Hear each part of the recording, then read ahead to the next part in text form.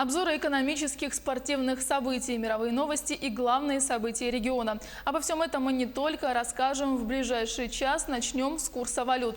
На сегодняшний день курс рубля к иностранной валюте, установленный Центробанком, составил за доллар 64,21, за евро 70,93. Что касается обмена валюты в Якутске, то сегодня выгоднее всего покупка и продажа доллара в Восточном банке 64,05 и 64,25 соответственно. Что касается евро, то лучший курс покупки в Восточном банке 70,75, а продажи в Россельхозбанке 70,95, сообщает сайт Банки.ру.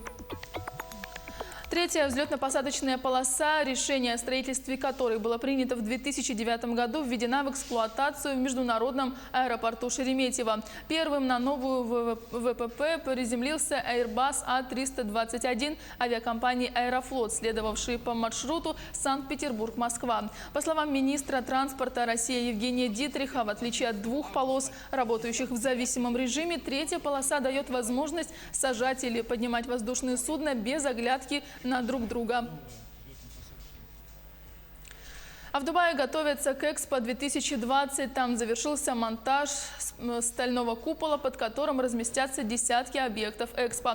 Сама же всемирная выставка откроется в Эмиратах 20 октября будущего года. Подробнее о подготовке к масштабному мероприятию расскажет Сергей Берец.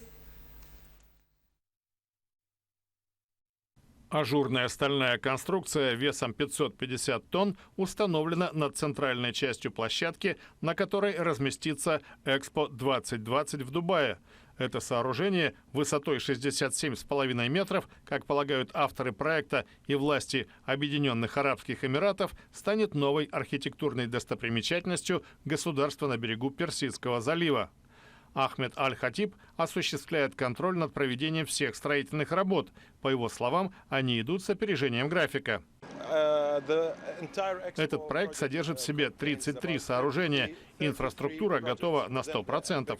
Тематические разделы мы завершили в текущем году. Это 87 зданий. На каждое получен сертификат о выполненных работах.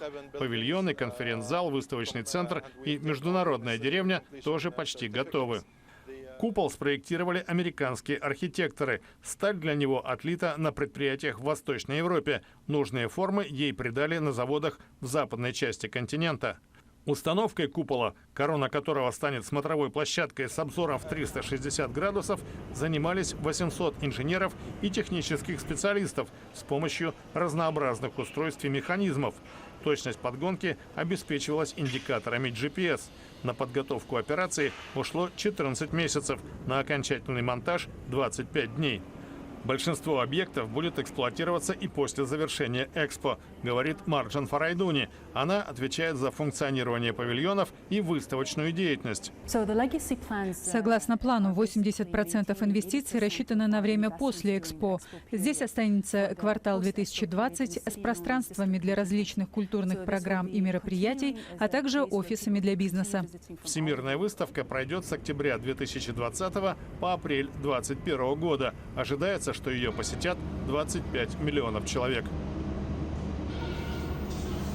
В Якутске продолжает работу Республиканский форум предпринимателей. На одной из площадок собрались 300 представителей бизнеса, власти, общественных объединений и институтов поддержки. Прямо сейчас на площади Орджоникидзе начала работу промо-акция для населения. На месте работает Саргалана Федорова. Саргалана, расскажи, как предприниматели взаимодействуют с горожанами. Приветствую, Юля. Здесь можно узнать свой предпринимательский потенциал, пройдя специальное тестирование. А после тестирования вам выдают вот такой купон, и по этому купону далее можно идти на консультацию по бизнесу. Вот такую промо-акцию организовали в рамках регионального проекта «Популяризация предпринимательства», который реализуется в ходе нацпроекта «Малое и среднее предпринимательство». Реализацией проекта в Якутии занимается бизнес-школа. И в бизнес-школе обучают очно, дистанционно. И в рамках проекта планируется увеличить количество субъектов малого и среднего предпринимательства. А сегодня можно здесь узнать, как успешно создать свой бизнес, как сократить издержки в бизнесе. И сегодня рядом со мной директор бизнес-школы Ирина Харенко. Ирина, здравствуйте. Извините, Наталья Харенко. Наталья, здравствуйте. Расскажите, пожалуйста, что вы сегодня организовали для населения? Ну, прежде всего я хочу сказать, что организатором всего этого мероприятия является Министерство предпринимательства нашей республики. Мы устроили такую замечательную промо-акцию, по сути дела, накануне Дня предпринимателя. Сегодня будет в театре пленарная часть, и мы, можно сказать, раздвинули стены этого театра и вышли на площадь. То есть сегодня на сцену может подняться любой предприниматель, любой представитель общественной организации бизнеса и обратиться к населению с любым призывом рассказать о своем бизнесе, рассказать о своих находках и лайфхаках. Также вот в этом павильоне мы организовали тестирование для любого жителя города Якутска, который может, пройдя это тестирование, узнать, насколько он компетентен, может быть, в ведении предпринимательской деятельности. Наверняка каждого из нас посещала хоть раз мысль, а не заняться ли своим делом, не открыть ли бизнес. Вот. Кроме этого, в соседнем павильоне проходит отборочный этап всероссийского конкурса «Молодой предприниматель России», где молодые люди до 30 лет, ведущие уже активно свою предпринимательскую деятельность, по 8 различным номинациям предъявляют свой бизнес, рассказывают о своих находках, достижениях. И сегодня будет вынесено министром решение Ириной Высоких о том, кто будет представлять нашу республику в Москве осенью этого года. Спасибо. Я добавлю, что помимо мастер-классов, игр, конкурсов, здесь развернута и торговля. Можно приобрести товары от местных производителей по выгодным ценам, также пообщаться с резидентами бизнес-инкубатора, узнать, как стать резидентом и какие условия для старта создает бизнес-инкубатор. Отмечу, что сегодня в республике в сфере предпринимательства трудятся более 87 человек, и это число планируют увеличить до 121 тысячи. И самое главное, сегодня после прохождения всех тестов, конкурсов, вот такой купон не выбрасываете. С помощью этого купона можно принять участие в лотерее с ценными призами. Эти призы могут пригодиться для учебы и бизнеса. Розыгрыш лотереи состоится в 6 часов вечера. Юлия? Спасибо, Саргалана. Я напомню, на прямой связи со студией была наш корреспондент Саргалана Федорова. Нефтяная компания «Роснефть» объявила конкурс на проведение сейсмо- и геологоразведочных работ на Богатинском участке в Охотском море. Как следует из материалов тендера, начальная цена договора составляет 670 миллионов рублей. Заявки на участие компания принимает до 15 октября текущего года. Победитель будет объявлен 28 января следующего. Исследование Богатинского участка планируется провести в 8 этапов, которые включают в себя получение необходимых разрешений, мобилизацию технических и человеческих ресурсов, проведение сейсмической съемки 3D и геологоразведочных работ, а также обработку полученных данных. По плану завершить исследование Роснефть планирует к 23 февраля 2021 году. Долги по зарплате будут списывать со счетов работодателя в принудительном порядке. Такой законопроект внесли в Государственную Думу. Подробности у моего коллеги Ивана Лазаренко. Иван, когда этот закон вступит в силу? Юлия, действительно, этот законопроект был внесен в Государственную Думу и настоятельно был рекомендован к рассмотрению в первом чтении уже в конце сентября. Это новости экономики, в студии Иван Лазаренко. Комитет Госдумы по безопасности и противодействию коррупции рекомендовал Палате принять в первом чтении правительственный законопроект о принудительном списании со счетов работодателя долгов по зарплате. Предполагается, что госинспекторы труда смогут это делать во внесудебном порядке. Председатель комитета Василий Пискарев считает, что принятие такого закона позволит работникам взыскивать задолженность по зарплате, не обращаясь в суд и не допуская многомесячных задержек. Государственный инспектор труда примет решение о принудительном исполнении и направит документы судебным приставам, которые примут меры по розыску средств должника, объяснил он. Депутаты могут рассмотреть поправки в первом чтении уже 24 сентября. Почти половина россиян уверена, что соотечественники стали реже пользоваться личными автомобилями из-за высоких цен на бензин. Об этом свидетельствуют данные опроса Всероссийского центра изучения общественного мнения. В ходе опроса 47% респондентов в качестве причины отказа от частого использования автомобиля указали дорогой бензин. 16% отметили, что им не всегда по карману обслуживание машины, необходимость ее страхования и высокие налоги. Финансовые трудности и попытки сэкономить в качестве причины назвали 15% опрошенных. Также поводом отказаться от автомобиля послужили загруженность дорог 14%, забота об окружающей среде 8% и плохое состояние дорог 7% опрошенных. Банки могут стать прозрачнее. Данные о счетах, вкладах и кредитах, которые составляют банковскую тайну, станут с согласия клиентов предметом обмена между банками и аккредитованными агрегаторами финансовых услуг. Это, например, даст возможность клиенту из одного приложения, из одного личного кабинета получить доступ ко всем своим продуктам в разных банках. Международный опыт показывает, что это позволяет клиентам получать множество продуктов и услуг в едином окне, будь то сайт или мобильное приложение. Это могут быть рекомендательные сервисы по продуктам разных банков, по оптимизации сбережений, программам лояльности, инвестиционные приложения, любые лайфстайл-сервисы и продукты. Возможность различных компаний встраивать финансовые сервисы в свои приложения облегчит клиентам оплату сервисов, товаров или заключение коммерческих сделок, отмечают банковские эксперты. На национальные проекты в 2020-2022 годах будет выделено из бюджета 7 триллионов рублей, сообщил премьер-министр России Дмитрий Медведев на заседании правительства. По его словам, бюджет должен быть направлен на достижение национальных целей развития, установленные указом президента. Проектные принципы в бюджетный процесс начали внедрять еще в прошлом году, и эта работа должна быть продолжена. Всего в течение 3 лет на реализацию национальных проектов и комплексного плана модернизации и расширения магистральной инфраструктуры предполагается направить из федерального бюджета около 7 триллионов рублей. Медведев добавил, что правительство поможет в том числе регионам с финансированием национальных проектов. Общий объем такой целевой поддержки за 3 года составляет около 2 триллионов 200 миллиардов рублей. Кроме того, премьер сообщил, что в ближайшие 3 года страна сохранит свою социальную ориентированность. Тем временем в России, вопреки оптимистичным заверениям чиновников, стремительно раскручивается инфляция и существенно растет число бедных. В число бедных попали даже те, кто работает, так называемые новые бедные. По замерам международных экспертов-аудиторов, уровень наблюдаемой инфляции во 2-м квартале составил 10,4%. Это на 5,4% выше, чем официальные 5%, зафиксированные Банком России. Отмечается, что потребители покупают меньше и выбирают более дешевые товары. Об этом, в частности, говорит тот факт, что доля промо-акций в товарообороте российских ритейлеров превысила 51% в денежном выражении и 53% в натуральном. Специалисты уже отмечают, что число бедных в России растет и очень существенно. Происходит это в первую очередь за счет проседания наиболее массового слоя россиян, которые в благополучные времена подтягивались к среднему классу. Сегодня в России возникла ситуация, когда в число бедных попали даже те, кто работает. Зарплаты у этих новых бедных низкие и не поспевают за потребительской инфляцией. Плюс на эти зарплаты людям приходится содержать иждивенцев, плюс резко растут тарифы. В итоге сегодня в число бедных попала примерно треть массового слоя, который раньше занимал позицию между средним классом и бедным. А это примерно 3 миллиона человек. На этом у меня пока все. Оставайтесь в курсе экономических событий на Якутия-24.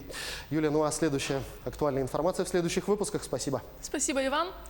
Генеральная прокуратура Российской Федерации просит изменить приговор, вынесенный актеру Павлу Устинову. Напомню, приговор был объявлен Тверским судом в понедельник, 16 сентября. Согласно постановлению, актер приговорен к 3,5 годам колонии общего режима за нанесение травмы росгвардейцу. Приговор был обжалован защитой, а также вызвал широкий общественный резонанс. Российские звезды театра и кино выступили в поддержку коллеги по цеху. Многочисленные видео были опубликованы в соцсетях представителей шоу-бизнеса. А теперь за Устинова вступился и официальный представитель Генпрокуратуры Александр Куриной.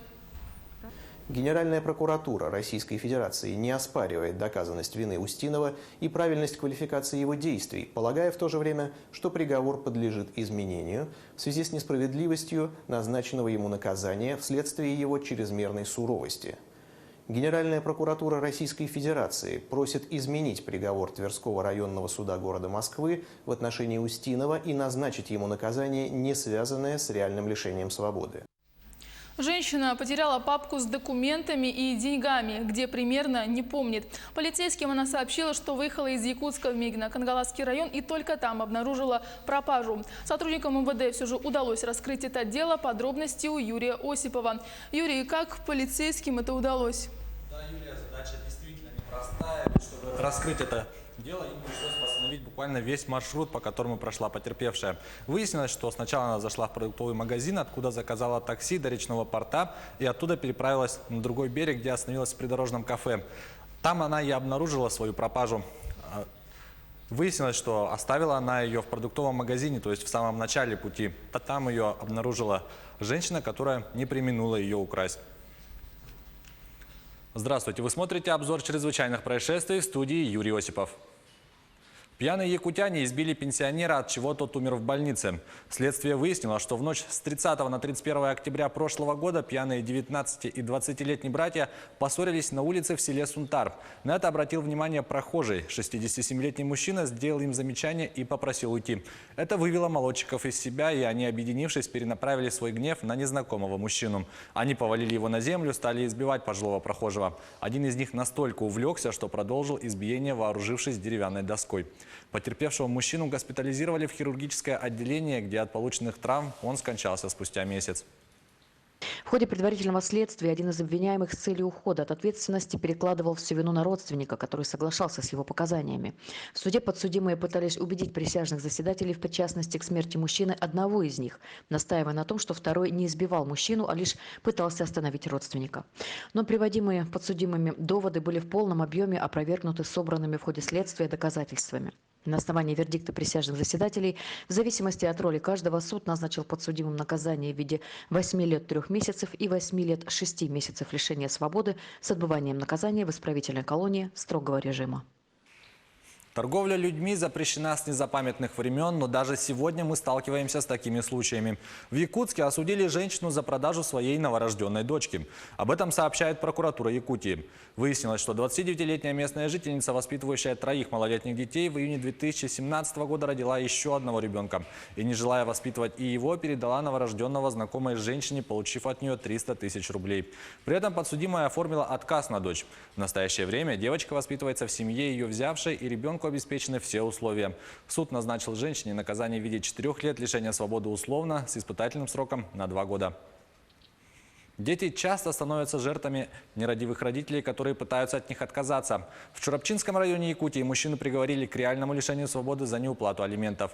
Как сообщает прокуратура региона, 30-летний местный житель с 2012 года по решению суда обязан уплачивать алименты на содержание несовершеннолетнего сына. Но несмотря на то, что он привлечен к административной ответственности за неуплату, а также имеет судимость, без уважительных причин не помогал своему ребенку. И хотя во время судебного заседания он признал вину и просил оставить его на свободе для оплаты ребенку алиментов, его приговорили к 7 месяцам лишения свободы с отбыванием наказания в колонии-поселении. Доверчивость людей часто оборачивается против них. Так, жителю Якутска она стоила более 50 тысяч рублей. Мужчина заявил в полицию о том, что его обокрали. Сотрудники уголовного розыска установили 21-летнюю безработную уроженку Намского района. Все по знакомому сценарию. Они познакомились на улице, и мужчина пригласил новую знакомую к себе домой.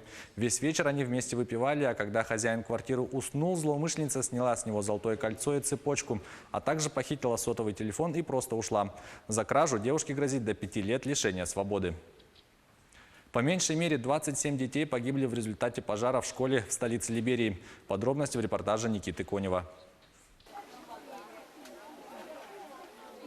Мощный пожар в Монровии, столице Либерии, унес жизни почти 30 человек. Из них 27 были детьми. Пламя вспыхнуло на окраине города, в исламской школе. Когда началось возгорание, шли занятия. Как пишет местная пресса, из здания удалось выбраться лишь 2 ученикам и 1 преподавателю. 2 пострадавших доставили в больницы. Полиция начала расследование. По предварительным данным, причиной трагедии стало замыкание в электросети. Пожары, вызванные подобными проблемами, в крупных городах Либерии далеко не редкость, однако они редко становятся смертельными. Спасатели продолжают разбор завалов. Свои соболезнования родным и близким погибших выразил президент страны Джордж Веа. В своем твиттере он призвал молиться за семьи жертв. Это была рубрика «Чрезвычайные происшествия». Берегите себя. Юлия, на это у меня вся информация о самых интересных событиях в следующих выпусках. Спасибо, Юра.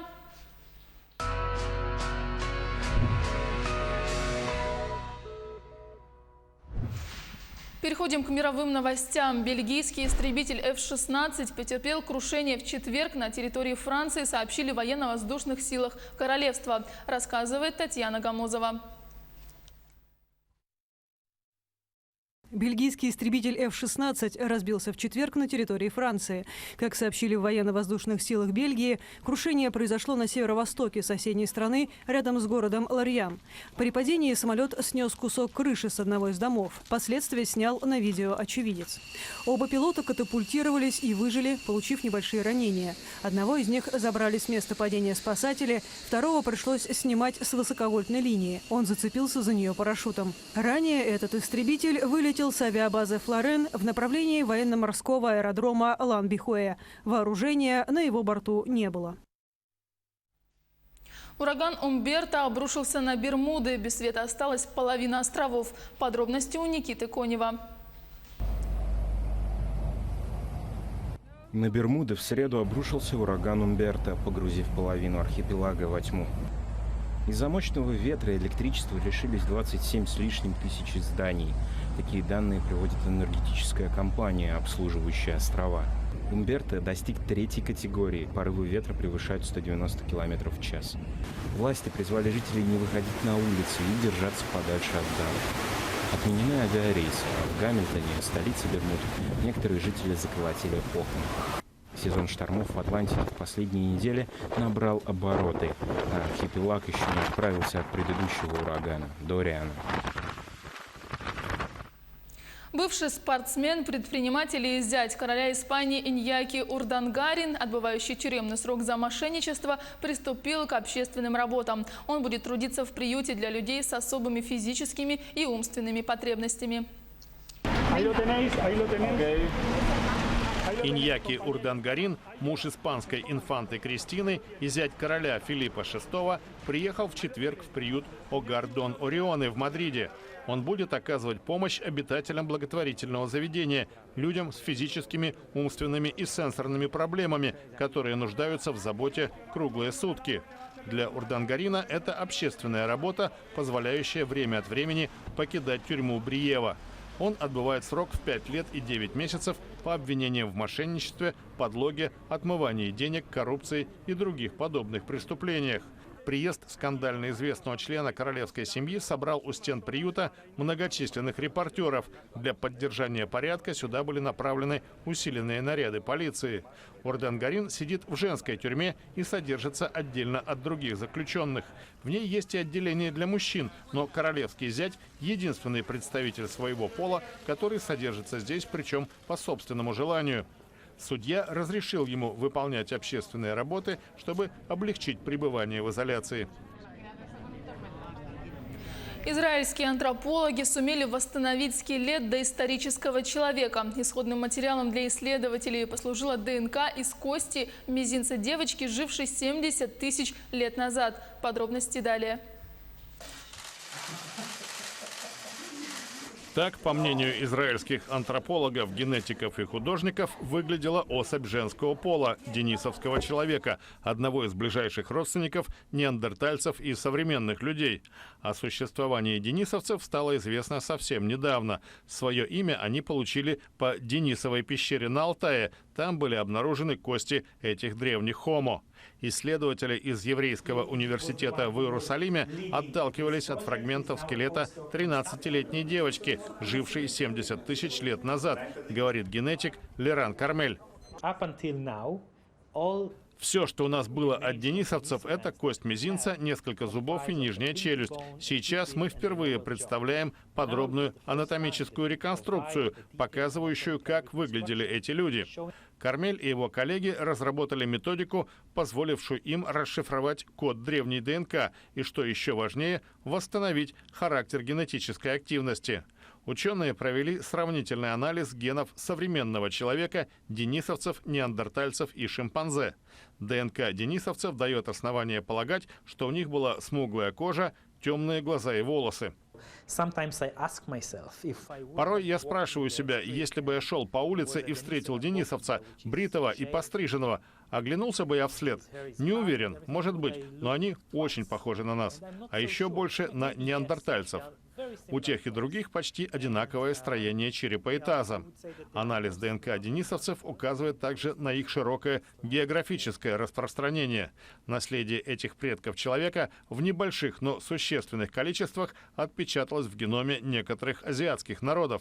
По мнению ученых, ДНК денисовцев в известной мере определила способность тибетцев жить высоко в горах, а инуитов переносить экстремальный холод. Это были мировые новости.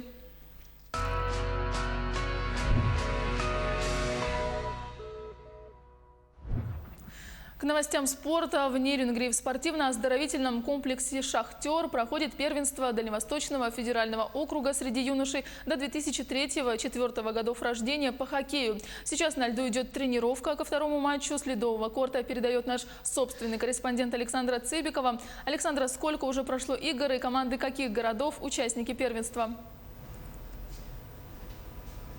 Да, Юлия, добрый день. На самом деле, вот сейчас уже завершилась тренировка, и все спортсмены отправились на День здоровья.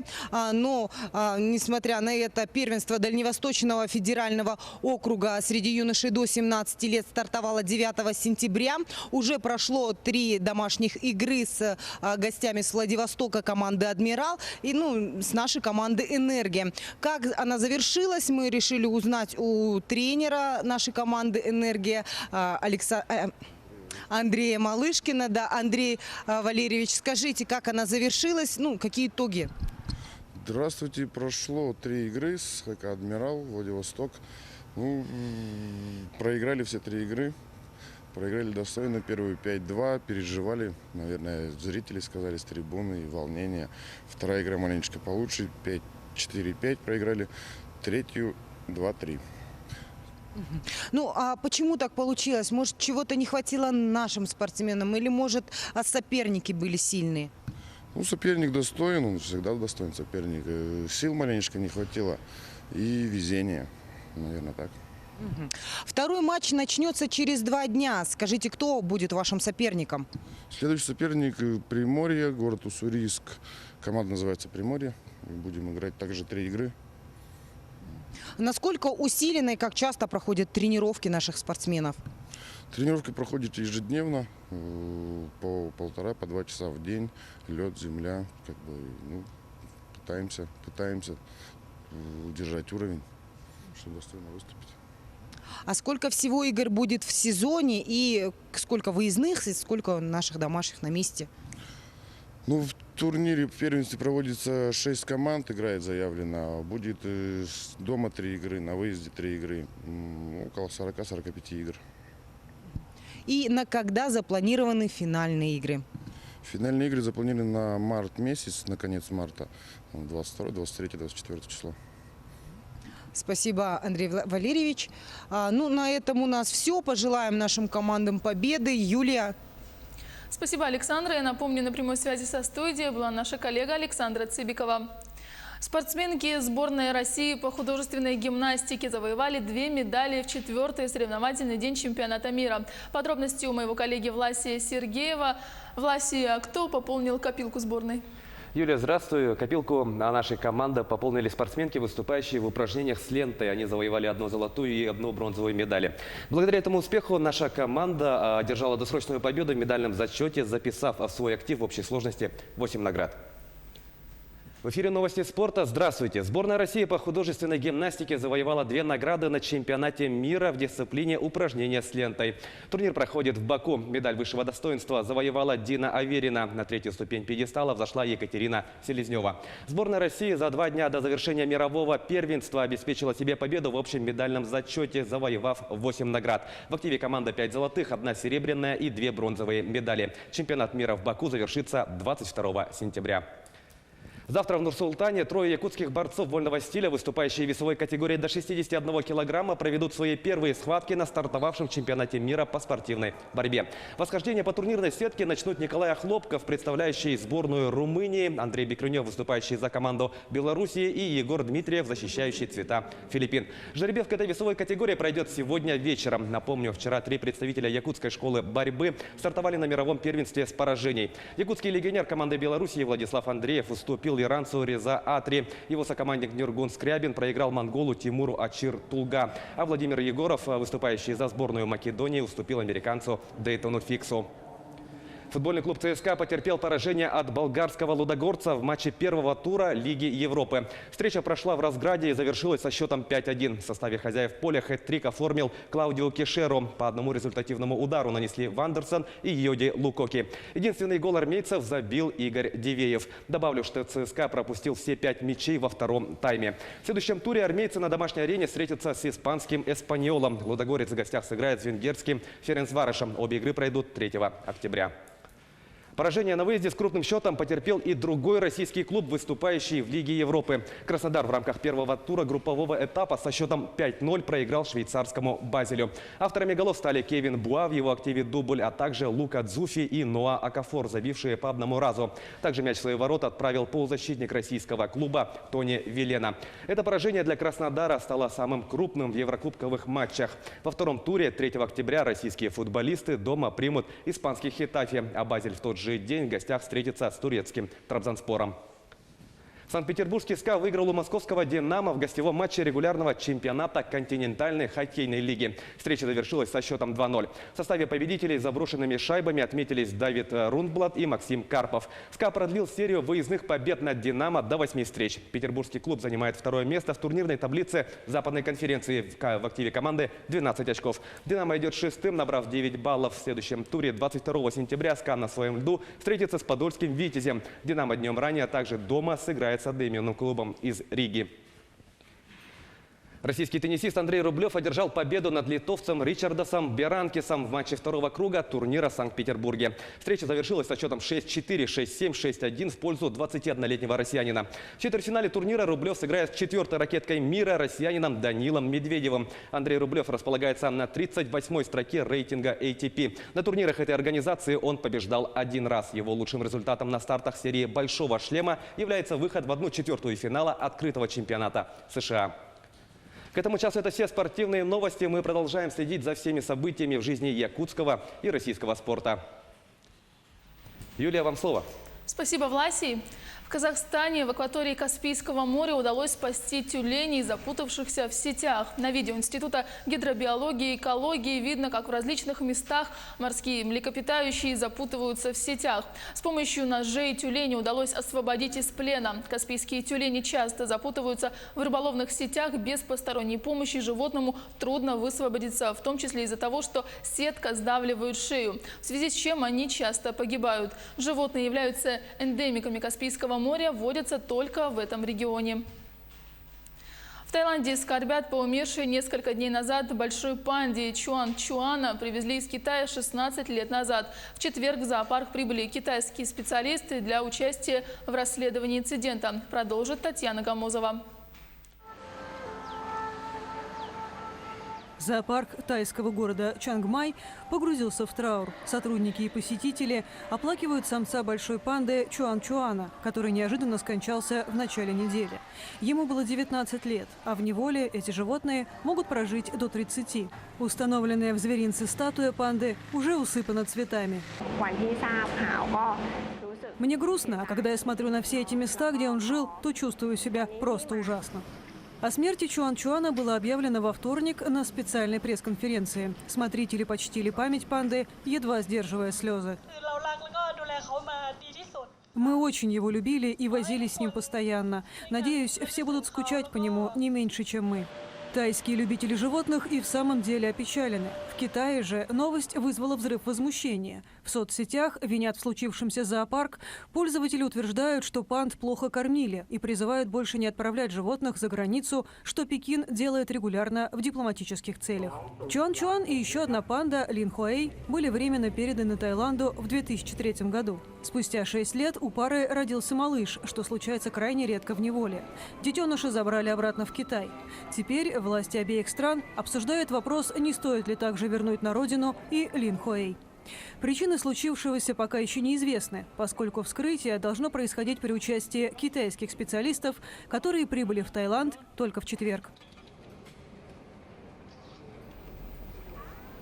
Бульдог-блогер из Уссурийска со сладкой кличкой «Карамелька» стал номинантом в престижной американской премии People's Choice Awards. Пес вошел в число 8 претендентов на награду в номинации Animal Star.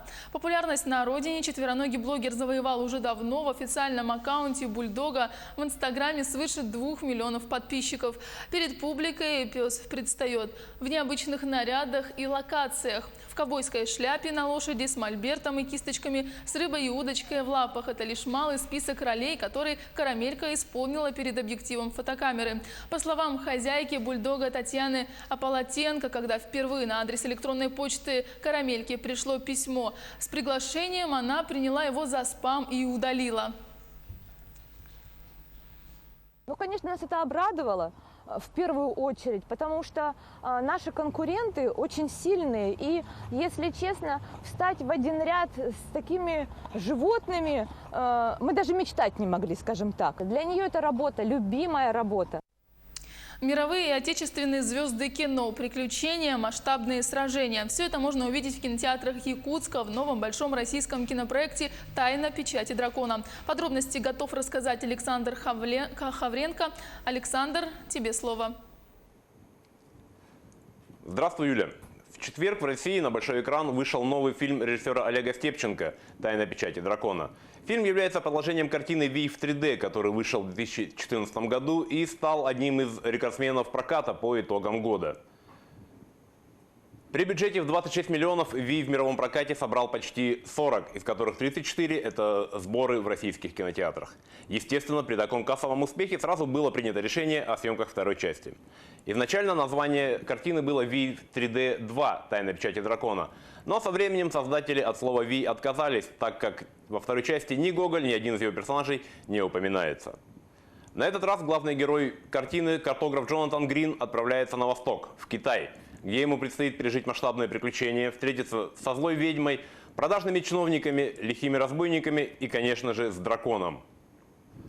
Создатели картины, русская фильмгруппа, поставили перед собой грандиозную задачу и пригласили в фильм несколько звезд мировой величины.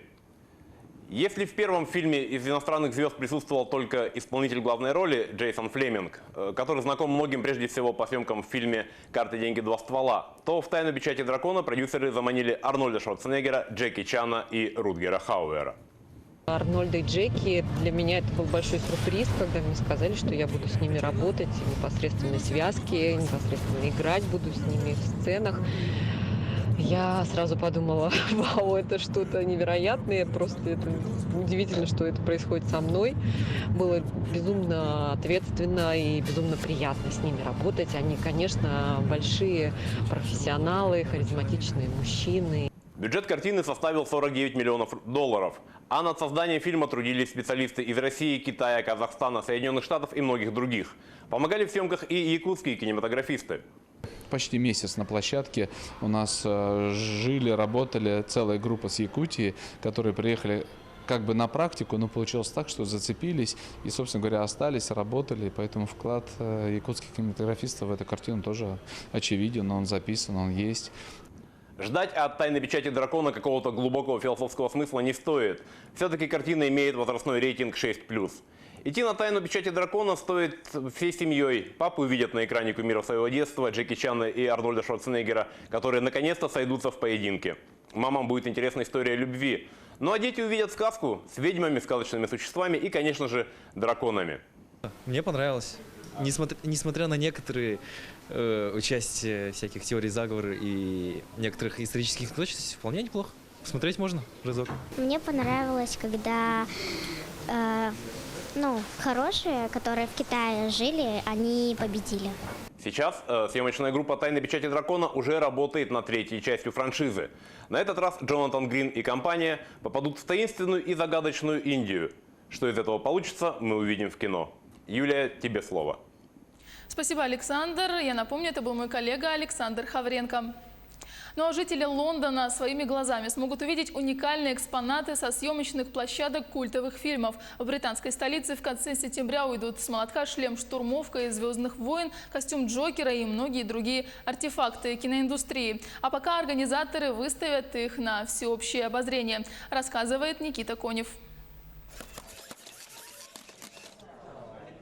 В Лондоне уйдут с молотка артефакты киноиндустрии, которые приведут в восторг каждого, кто любит фантастические фильмы.